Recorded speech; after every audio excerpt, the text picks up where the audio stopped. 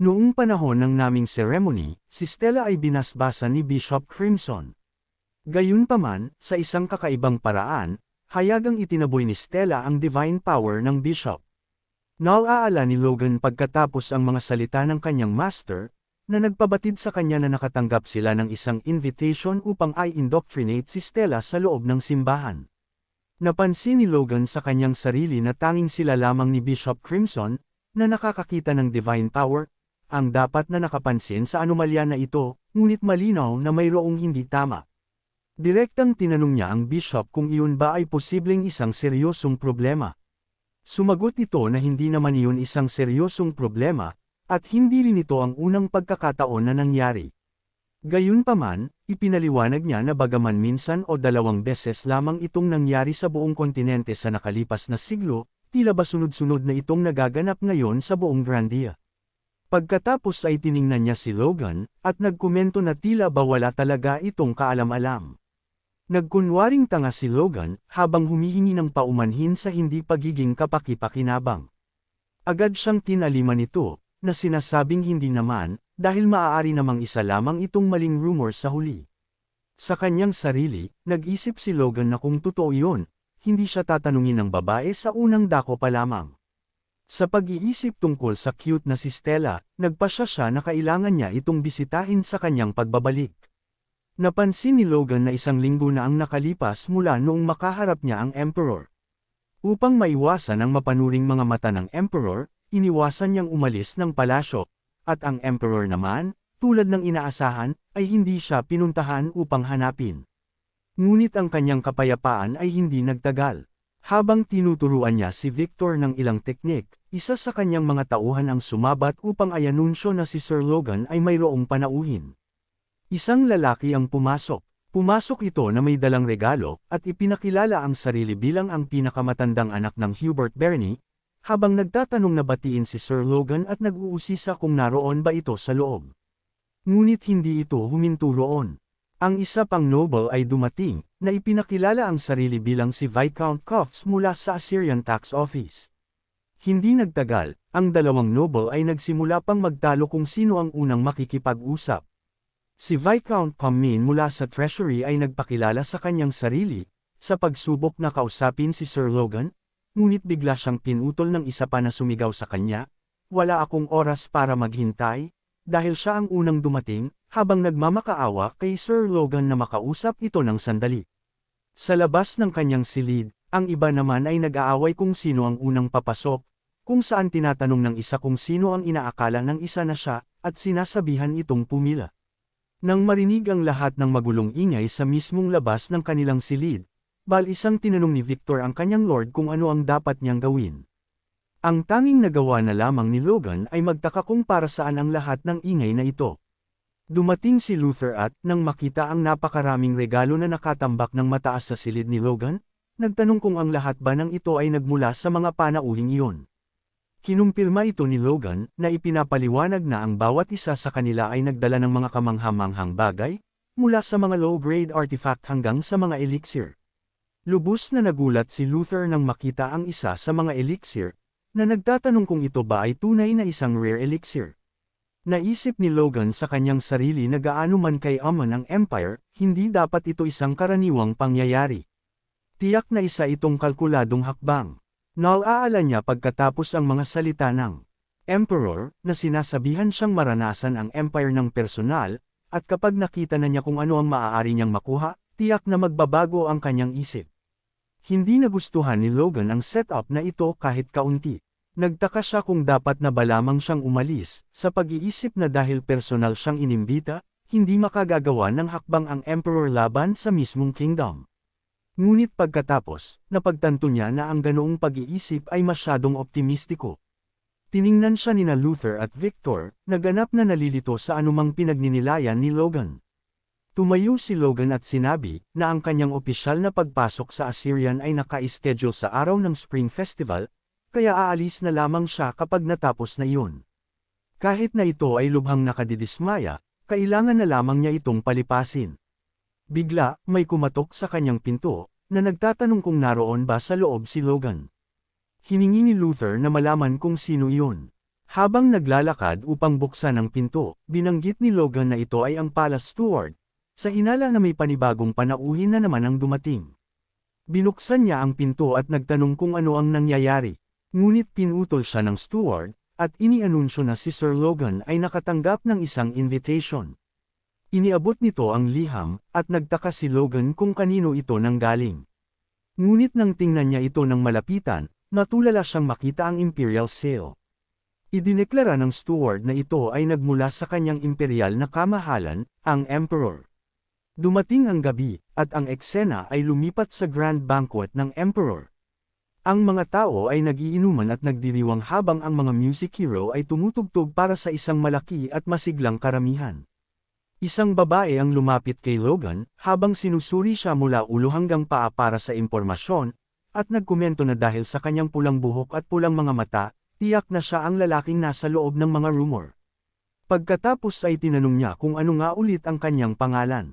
Magalang na sumagot si Logan na ito ay Logan, Madam. Ngumiti siya, habang binabanggit na mas lalaking lalaki pa ito kaysa sa ipinapahiwatig ng mga rumor, bago nagtanong kung ang lahat ba ng lalaki mula sa Grandia ay katulad niya. Halatang nahihiya, ang tanging naisagot na lamang niya ay nagtatanong din siya. Sa malapit, narinig niya ang mahihinang bulungan ng mga noble, na nagchichismisan kung ang probinsya nung iyon ba talaga siya. Kinutya nila ang ideya ng pag-imbite sa isang hamak na rookie mula sa isang maliit na nasyon, habang nagkokomento na ang kanyang kamahalan ay tunay na napaka-generous at napakabait. Ang isa ay nagmungkahi na siguro ay dapat din nila itong batiin, dahil wala naman masamang mag-iwan ng magandang impresyon. Nagbuntong hininga si Logan, habang nagtataka sa sarili kung para saan ba talaga ang lahat ng ito. Eksakto sa sandaling iyon, ang mga guard ay mabilis na tumayo ng tuwid at inianunsyo ang pagdating ng kanyang imperial na kamahalan. Nagulat si Logan habang papasok ang Emperor na may tiwalang ngiti sa kanyang mukha. Ang lahat ay lumuhad, upang ihandog ang kanilang pagbati sa kanyang imperial na kamahalan. Nang makita ang buong silid na nasa kanilang mga tuhod, nag-atubili si Logan ng isang sandali, na lubhang atubiling yumukod, ngunit sa huli, bumaba rin siya sa isang tuhod. Humakbang ang Emperor lampas sa karamihan, ngunit habang papalapit siya kay Logan, huminto siya sa mismong harap nito. Isang nagulat na Logan ang nakinig habang nagtatanong ang Emperor kung nag-e-enjoy ba ito sa party, habang tinatawag siya bilang ang star ng Grandia, na si Logan McLean. Ganap na nalilito sa kakaibang pag-uugali ng Emperor, nagtaka si Logan kung ano sa mundo ang sinusubukan nitong gawin. Hindi nagtagal, natagpuan ni Logan ang kanyang sarili na nakaupo sa mismong tabi ng Emperor, na nagsasali ng alak sa kanilang mga baso. Binanggit ng Emperor na nakatanggap siya ng balita na ikinulong ni Logan ang kanyang sarili sa kanyang silid simula pa noon, na siyang nagpapaliwanag kung bakit nagpasya siyang personal itong ipatawag. Binanggit niya na kailangang maranasan ng isang tao ang kalawakan ng mundo upang mapalawak ang kanyang pananaw, habang nagtatanong kung sumasang-ayon ba si Logan. Ang ibang mga noble ay nanood sa lubos na pagkagulat, na nagbubulungan sa kanilang sarili kung paano ang isang hamak na dayuhan ay makatatanggap ng ganoong pagtrato, na nakaupo ng direkta sa tabi ng kanyang imperial na kamahalan. Halatang hindi komportable, ipinahayag ni Logan ang kanyang pasasalamat para sa labis na konsiderasyon ng Emperor, ngunit mabilis na ipinunto na ang isang ibon sa hola ay napakakaunti lamang ng mararanasan, dahil ito ay simpleng masasakal lamang. Hindi natitinag, nagpatuloy ang Emperor sa pagsasali ng alak, habang binabanggit na ang biglaang interes ng Empire ay tiyak na mararamdamang labis sa kasalukuyan. Gayunpaman, hinimok niya si Logan na palawakin ang kanyang paningin, habang nagtatanong kung hindi ba talaga ang kingdom ang mismong nagpo-pose sa kanya. Si Logan ay naiwang ganap na walang mabitawang salita. Habang nakatingin sa baso, nagwika ang Emperor na ang basong ito ay medyo maliit, at agad na inutusan ang kanyang subordinate na magdala ng mas malaking baso at higit pang alak.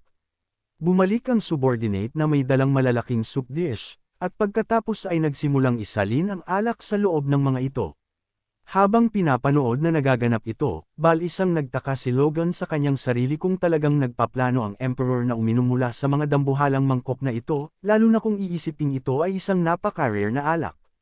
Humarap sa pinuno, nagtanong si Logan kung bakit ito nag-aabala ng husto para sa isang katulad niya, habang ipinapunto na tiyak na ang Empire ay hindi kinukulang sa mga talento na mas higit pa kaysa sa kanyang sarili. Tinanggap ng Emperor na bagaman maaaring totoo yun sa kasalukuyan, maging si Triss ay hindi nagpakita ng ganoon kalaking purong kakayahan sa ganoong murang edad. Binigyang diin niya na si Logan ay may potensyal na malampasan ang First Sword ng kontinente. Nagpatuloy siya na isinasaad na dahil dito, ang halaga ni Logan para sa kanya lamang ay higit pa sa halaga ng buong kingdom ng Grandia. Nabigla si Logan na nagtatanong sa kanyang isip kung paano ang isang solong tao ay magiging mas mahalaga pa kaysa sa isang buong nasyon. Ang mataas na papuri ng Emperor ay nagpadala ng mga shockwave sa mga nakapalibot na noble, na nagbulungan tungkol sa kung gaano katindi ang papuring iyon, habang nagtataka kung paano ang batang ito ay maituturing na mas mahalaga kaysa sa isang buong bansa, gaano man ito kaliit. Pagkatapos ay pinayuhan ng Emperor si Logan na mag-isip ng mabuti kung ang pagpapahintulot ba na ang kanyang talento ay mabulok sa isang maliit na nasyon ang tunay na pinakamahusay na landas pasulong para sa kanya. Ang tanging nagawa na lamang ni Logan ay magtaka sa kanyang sarili kung same time na sinasabi ng pinuno ang kanyang mga naririnig, o kung tuluyan na ba itong nawawalan ng bait. Sa huli, napansin ng Emperor na puno na ang dish. Ipinaliwanag niya na ang alak na ito ay nagpapadalisay sa force ng isang tao at kumikilos tulad ng gamot para sa isang knight. Habang idineklara na ito ay isang premium delicacy kung saan ang Imperial Palace ay nagbubunga lamang ng 100 bote bawat taon. Nag-alok siyang salinan si Logan hanggat gusto nito, habang hinihimok siyang uminom sa kaibuturan ng kanyang puso. Ang ibang mga noble ay nanood, na halos naglalaway na sa selos dahil ang ganoong kamahalagang alak ay ipinamamahagi ng ganoon kaluwag. Magalang na nagpasalamat si Logan at sinimulang tanggihin ang alak, na inuubos ang bawat isang patak. Habang umiinom, napansin niya sa kanyang sarili na ang bigat ng kilos na ito ay matindi. Subalit, dahil mismo dito kaya siya ngayon ay ganap na nakasisiguro kung gaano katindi ang pagiging obsessive ng Emperor. Walang paraan na ang isang lalaking ganito ka-obsessed ay tatalikuran ang kanyang pakikipagsapalaran para sa pagsakop. Napagtanto ni Logan na kung magpapasya siyang mag-naturalize dito, mapipilitan siyang tumayo sa pinakasukdulang frontline ng digmaan upang sakupin ang Grandia para lamang patunayan ang kanyang loyalty. Iyon ay isang bagay na hinding-hindi niya matatanggap.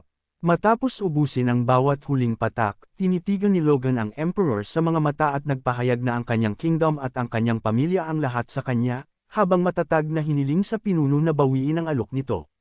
Malinaw na hindi inaasahan ng Emperor ang tugon na iyon at hindi ito masaya kahit kaunti. Instant, isang hindi nasisiyahan, at malungkot na pakiramdam mula sa puso ng Emperor ang bumalot sa buong silid. Ang bawat noble na naruroon ay nagulat sa matapang na pagtanggi ni Logan. Upang basagin ang tensyon, ang isa sa kanila ay humakbang pasulong, at nagtanong kung maaari ba siyang pahintulutang sumabat hinggil sa isang solong usapin. Hiningi ng Emperor na malaman kung ano iyon, habang tinatawag siya bilang si Duke Travis. Ipinaliwanag ng Duke na nakarinig siya ng isang kawili-wiling kwento hinggil sa Grandia at ninais na ibahagi ito sa kanyang kamahalan. Si Logan ay parehong nagulat at nagngit-ngit, na nagtataka sa sarili kung ano sa mundo ang malapit nang sabihin ng matandang iyon. Habang pinapanatiling nakatutok ang kanyang mga mata kay Logan, sumagot ang Emperor ng may interes, na nagtatanong kung ito ba ay tungkol sa Grandia, at inutusan siyang magsalita. Ibinunyag ni Duke Travis na ito ay isang kwento mula noong supulan ni Sir Logan ang Civil War. Galit na galit, nag-isip si Logan sa kanyang sarili ng may takot, habang napagtatantong pinag-uusapan nito ang tungkol sa Civil War. Nagpatuloy si Duke Travis na ipinapaliwanag na si Logan ay lumikha ng isang espesyal na sandata na hindi pa kailanman umiral noon. Nang marinig ito, ang ekspresyon ng Emperor ay naging nakamamatay sa kaseryosohan, na nagdidilim habang humihingi ng paglilinaw, at nagtatanong kung anong uri ng sandata ang kanyang pinag-uusapan.